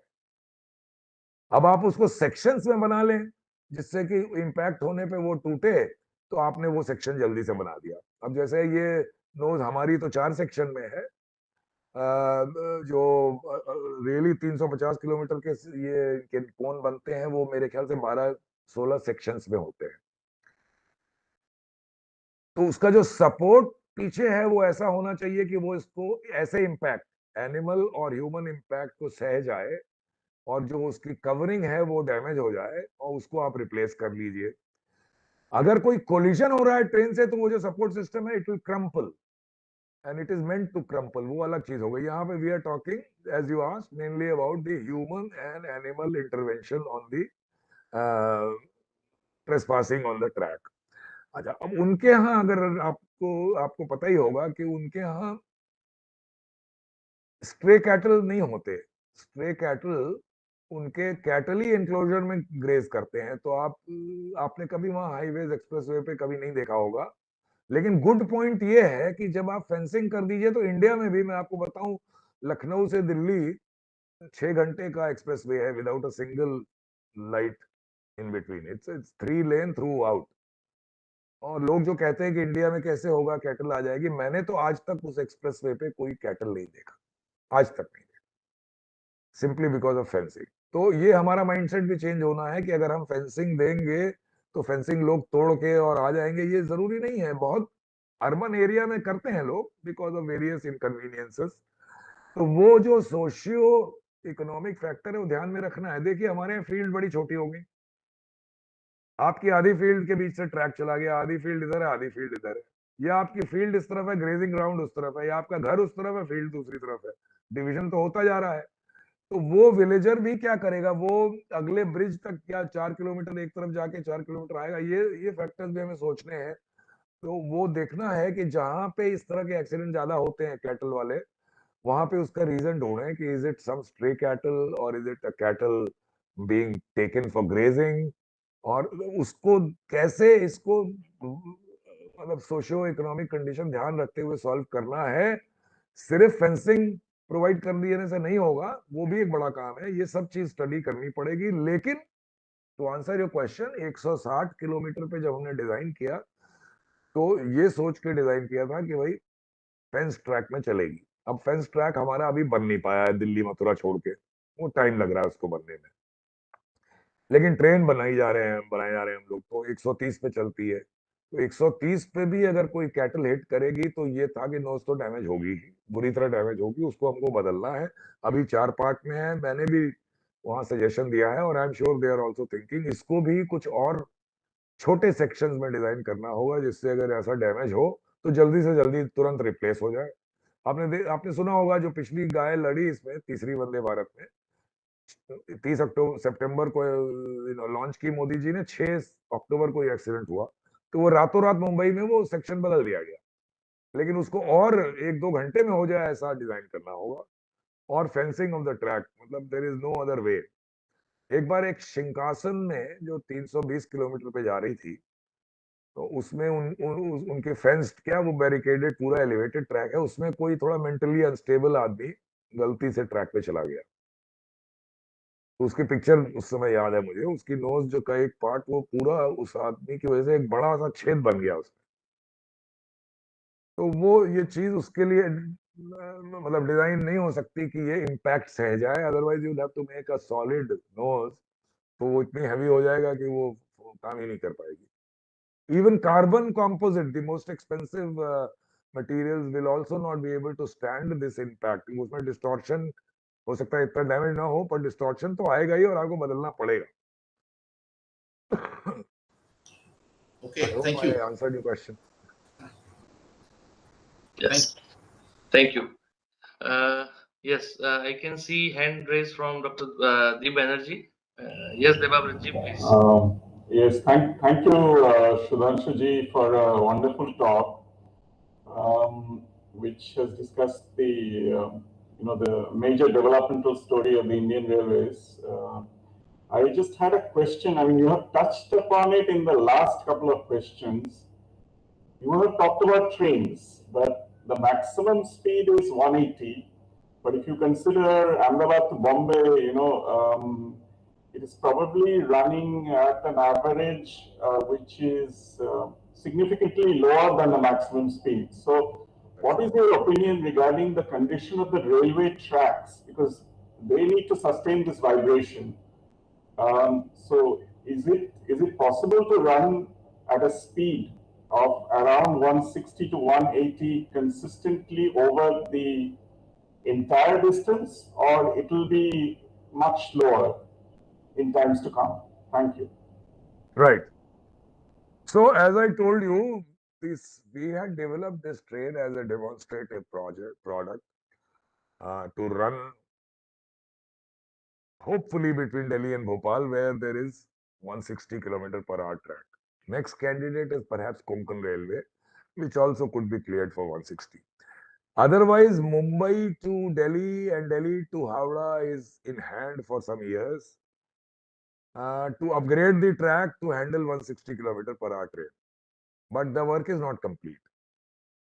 So there's no, if you are going to build so many trains as the government is planning, good or bad, we can debate it separately. in a way good because we are preparing it, but too many numbers are also not so good because you are under exploiting the capability of the train by running it at 130. So example of Mumbai Ahmedabad, the distance is roughly 500 kilometers. The Delhi Varanasi distance is 790 kilometers or something. So average speed of the train is about 96, 97 kilometers per hour. When they made I saw this in papers when they started comparing it with bullet train and the acceleration being same as bullet train. So should not have been done in my opinion. Why is the need to compare it with bullet trains, so as I explained to you? But anyway, since they did it, I also wrote when the timetable came out strongly in the newspaper and then in my blog and in my YouTube show that if you compared it with bullet train, but at least take the average speed above 100 and let Mumbai Ahmedabad be covered in less than 5 hours.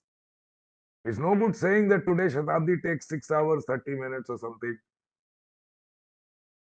That time, the timetable issued for the train was 5 hours, 40 minutes.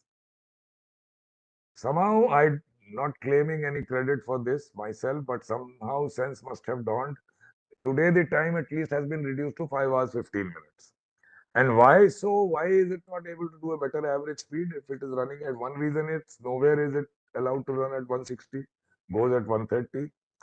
And number two, I believe there are even more severe restrictions in the Mumbai area. Again, because of I don't know the detail, but in that suburban area, the track, there is a restriction because there's too much of human trespass on the track and so on. So these are the reasons. But even then, my expectation was that it would take passengers from Mumbai to Ahmedabad in 5 hours. It has not happened. It's still 15, 20 minutes more to be reduced. And March 24 is their deadline for completing 160 kilometers per hour work between Mumbai and Delhi and Howrah. The target has been passed many times. I hope they are able to do it. Then many such trains we can see on these tracks running at 160. And that will be that then only we'll reach the correct exploitation of this technology. Otherwise, without the infra, if we go on building this train, then the half the advantage is not realized. Thank you. Yeah. Thank you, sir. So we have one more question from Pradeep Chauhan. Yes, Pradeep ji, please. Sir, you had a very tight schedule of implementation, and in government system, this L1 and all works against the schedule sometimes. How did you deal with it, the L1 part? Yeah. You see, I'm not saying that this public procurement policy is a great policy. But still, I don't think it is a disabler.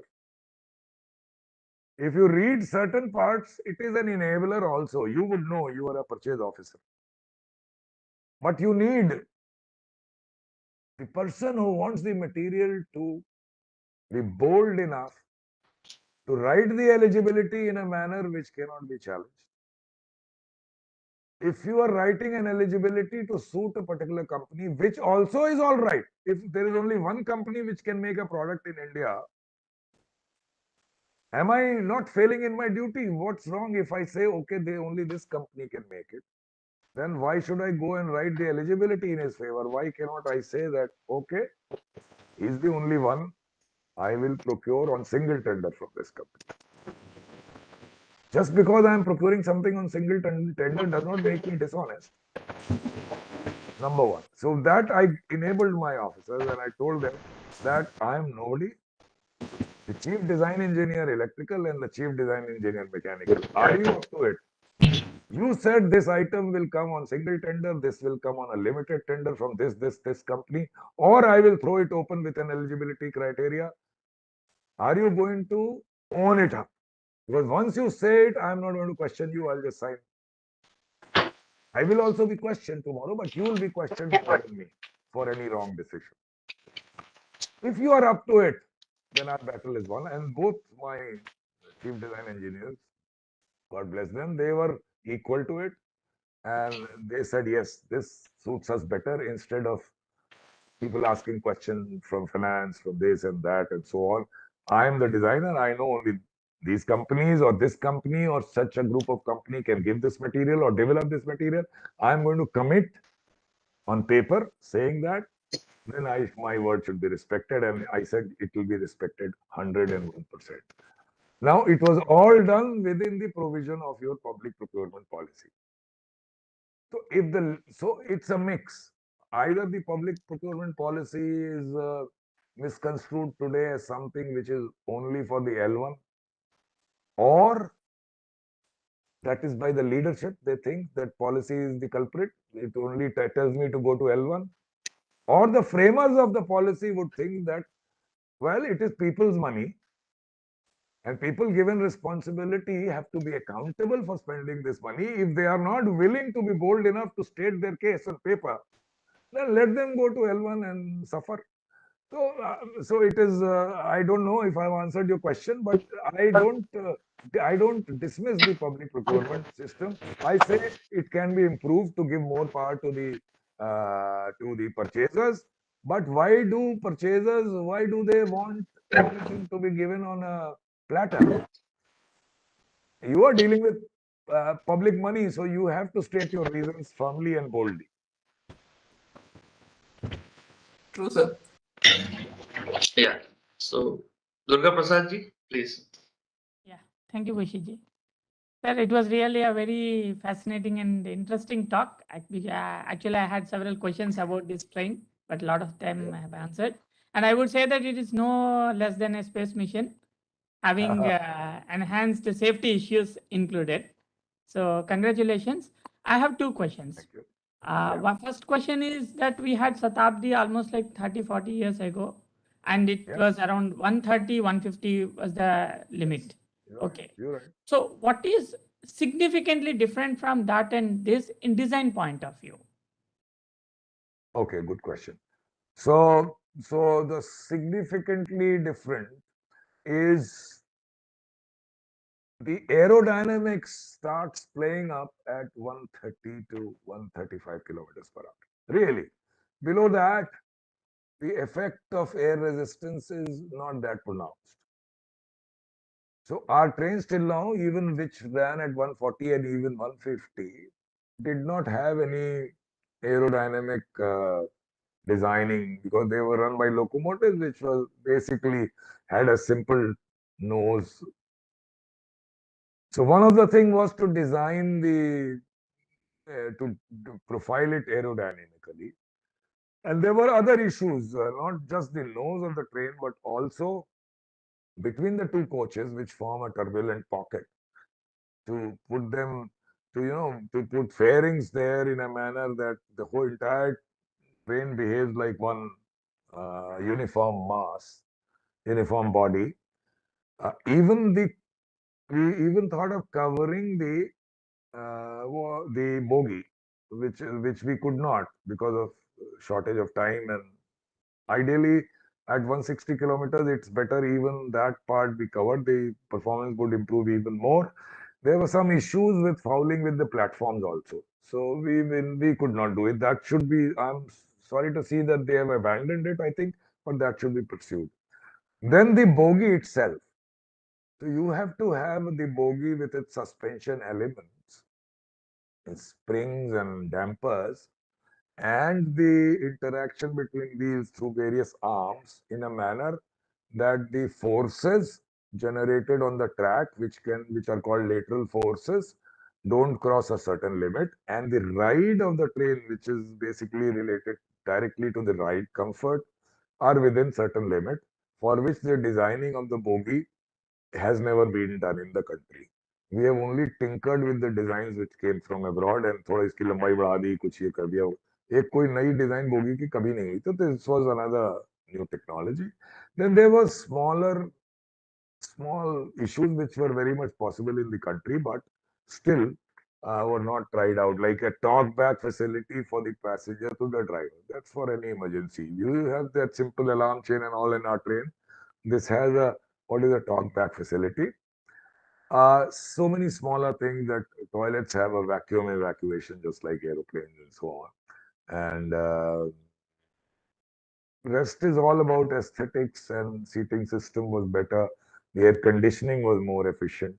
But largely, if you ask me, the main items of better technology were in respect of the car body design, including the nose and the bogie design. And lastly, the heart, the propulsion system and control system of the train, which is done mainly by the industry, not by ICF.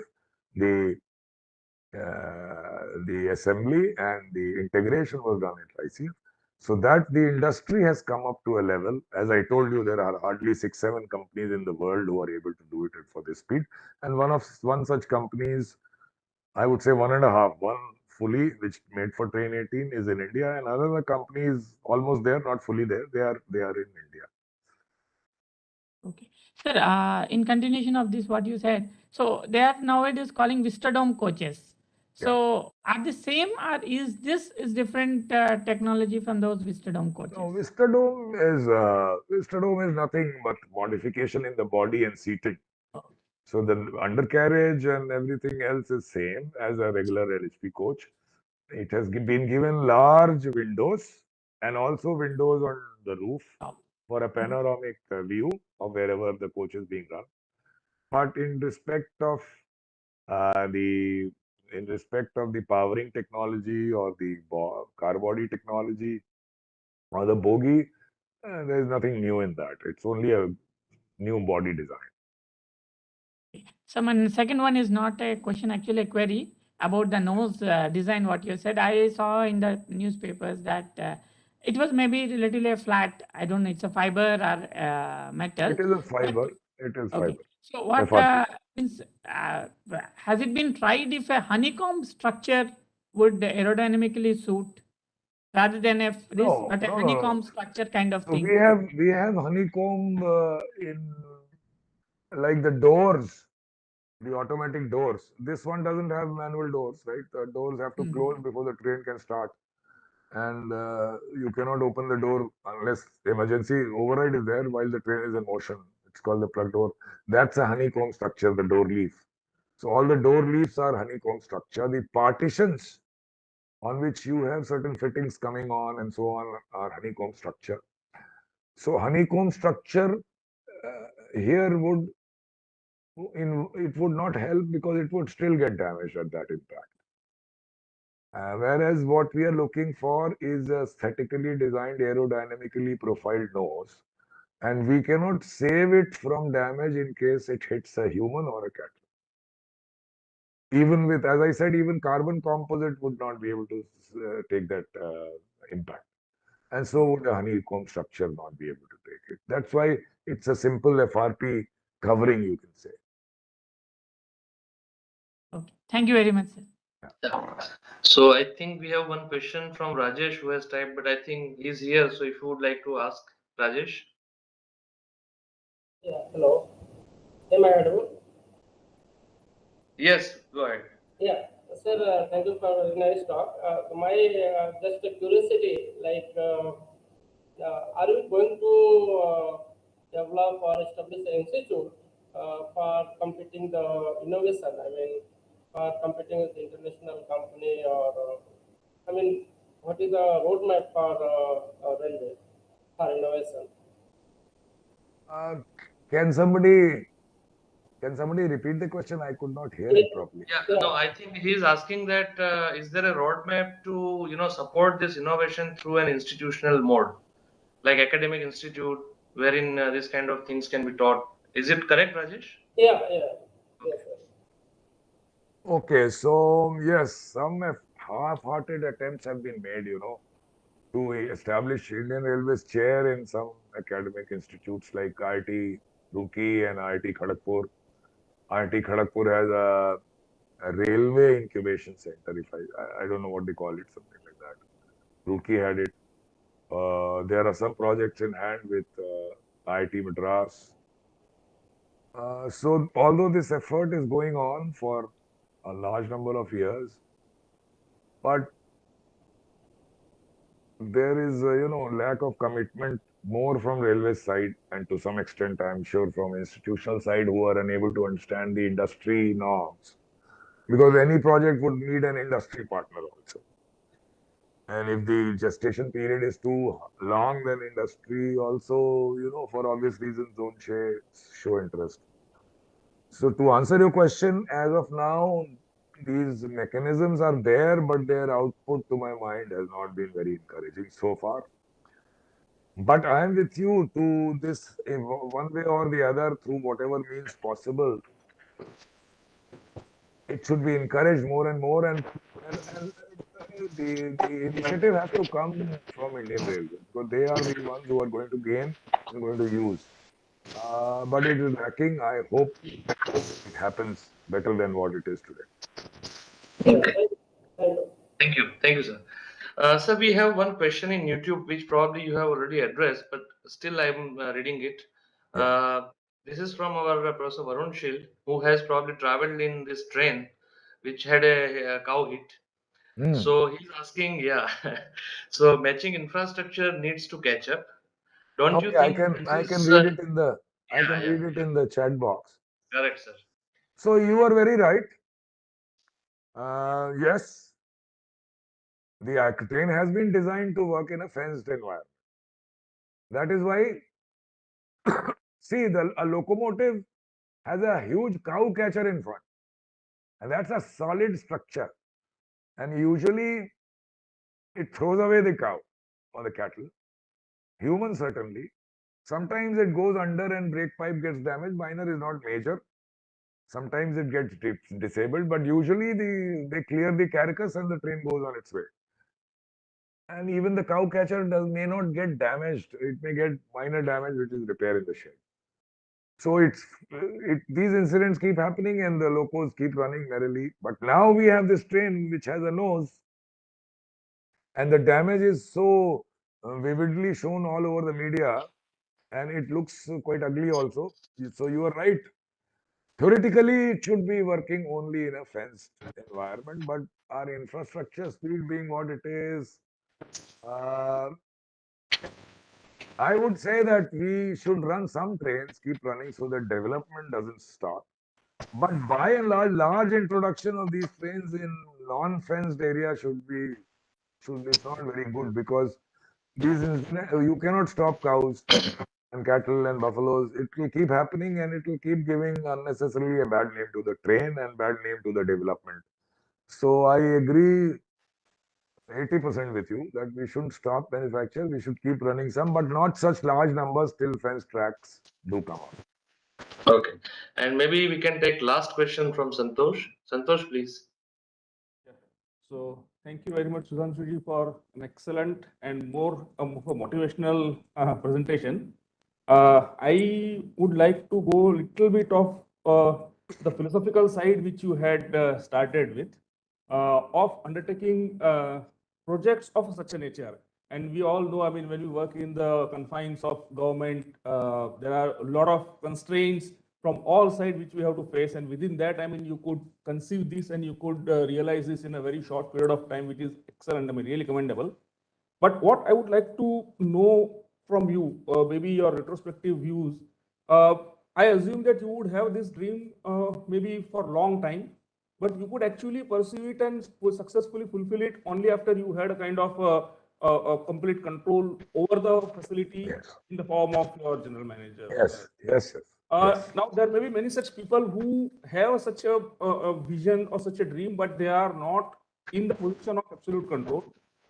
In that position, particularly earlier times, I mean, what can be done where you can still provide an effective input or effective contribution to the system where it can go up that. I mean, you cannot come up to a very great contribution like realization of completely new train, but till that, I mean, what can be done when you are still not in that position where you have absolute control, but still you would like to do something positive about it, particularly at a slightly lower level when you are talking.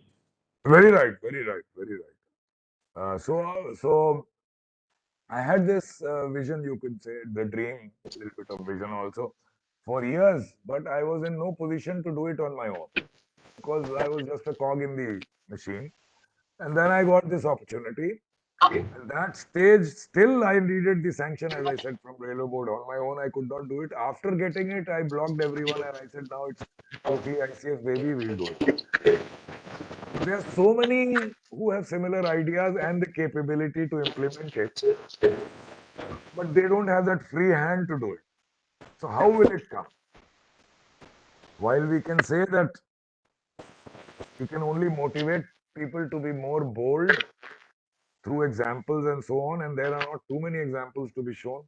There'll be negative examples also where people go bold and they have to suffer. But still, we have to make an environment where good examples are shown. And still after that, somebody, as you said, at lower down, may not have the wherewithal to do something on his own or her own. And that's where, once again, we come to the question of leadership. Because if you have such people in the organization who have these bubbling ideas and the commitment to do it, but the same is not recognized by the leadership, then it's a misfortune that that idea and the possibility of its fulfillment would go dead. And that's happening, and we all have to think as to what should be done. But the most important thing, once again, is, after all, leadership. Without the leadership at the top with commitment and empathy to understand the capability of people and exploit that, unless that happens, there'll be a problem like we face today. So it's easier said than done, but it has to start from the leadership. There cannot be any, you cannot have a model where you try to empower and everyone to do something. It will be chaotic. It has to start from the leader to take control and recognize these ideas and let them come to fruition. So leadership is what I would say is the solution. Okay. Thank you very much, sir. Thank you. Thank you. Sir, can we take one more? Yeah, go ahead. Okay. Nandini ji, please. And this will be our last question. Good evening, sir. Sir, thanks for Good evening. enlightening us, and really we enjoyed your talk because of those shairis which made more interesting. And my question is, sir, with the present leadership, where they insist that make in India and make for the world. So at this juncture, do you think we will start sending for the world, or we'll work for the world after only sufficing our requirement, or you have already in mind whether parallelly we should work for that also? Yeah, okay, good question. So again, I told you about two people, no, people who think everything can be done and nothing can be done. As soon as so I'm not saying this very proudly, but a matter of factly, after I got the sanction, so there, maybe your organization has it. Railways has also many organizations like RDSO, Railway Board, and they all have one. They want one finger in the pie, all of them. But with so many fingers in the pie, the train would not have been built. So I had practically said that from now on, ICF is cocooned. We are not going to let anyone question us. We are not going to let anyone interfere. It is only ICF, ICF, ICF. So there were many people who were, had an axe to grind and whatever. As soon as the train reached Delhi, the first train, there was a gentleman from Railway Board who reached there, called the press and said, now we are going to export to Peru, we are going to export to Malaysia, without knowing anything about the train. So, you see, we have built a train which is built by maybe about 10 countries in the world, right? Not 5 companies, about 10. So there is a good prospect of exporting it to companies which can pay. I'm not talking of companies where we do export our coaches against Indian line of credit, like in African countries, Bangladesh, Nepal, Sri Lanka. To countries which have money, they are middle income. I'll quote examples like, it may not be possible, but countries like, say, Mexico or Iran, Iraq, Turkey, Malaysia, Indonesia, these are the countries which actually can purchase such trains. But they will purchase this train from you after you have run at least 10 of them for 2 years. Because first question they would say is, you have made 2 trains. Now, of course, there are 4. and you have run them for a couple of months and you want to export it. Where is your credentials? So to answer your question, yes, now the large numbers are being made. 4 are already there. 5th is going to come in November. When we reach 10 and they have run for 1 year, first train has run for 4 years, but still, that will be the time to approach such countries vigorously and try to export it to them. It's absolutely we should exploit the market. I'm still not saying that developed countries are going to buy it from us. Europe, is cocoon. They don't even buy from Japan. Don't buy from China yet. Some inroad China has made. But these middle countries is where we should try to export. I named some countries, there are some more, and definitely we should try to do that. After we have run them in our country and perfected the train a little bit more after, say, 6 months more of running, then we have enough experience and the product, then we can go proudly and say that this is a product matching any in the Europe, and we'll give it to you at 60% of the cost or 70% of the cost. Yeah, sure, we have to do that. Thank you. Thank you, sir. So this comes close to the question and answer session. Before I say goodbye and invite Pradeep Chauhan for vote of thanks, I would like to wish all our audience for a very best wishes for upcoming Diwali festivals. I invite Pradeep Singh ji for vote of thanks, and then we close the session. Thank you for giving me this honor to propose vote of thanks today. First, I would like to thank Sudhanshu Mani sir for accepting our invitation from his busy schedule and taking us through the journey of Train 18, that is Vande Bharat Project, with very meaningful Hindi Urdu couplets too. This project is an important milestone in the history of Indian Railways and offers many management lessons to learn. It was a privilege listening to him and thank him for taking up all the questions. Next, I express gratitude towards everyone who have joined through WebEx or YouTube platform today. I also would like to put on record my sincere thanks to Dr. Anil Bharadwaj, Director PRL, Dr. Pallam Raju, Dean PRL, and Dr. Nandita Srivastav, Chair of PRL Ka Amrut Vyakhyaan Committee, for all the support in organizing the Vyakhyaan successfully. My thanks to the organizing committee for all the support in the ongoing series of Vyakhyans to commemorate Azadi Ka Amrit Mahotsav and also PRL at 75 celebration. With these words, this brings us closer to the 64th Amrut Vyakhyaan today. Thank you very much. And Pradeep, will you please send me the YouTube link? Yes, sir, I'll send it, sir. Yes, sir. Please kindly send it. Thanks everyone, and it was a pleasure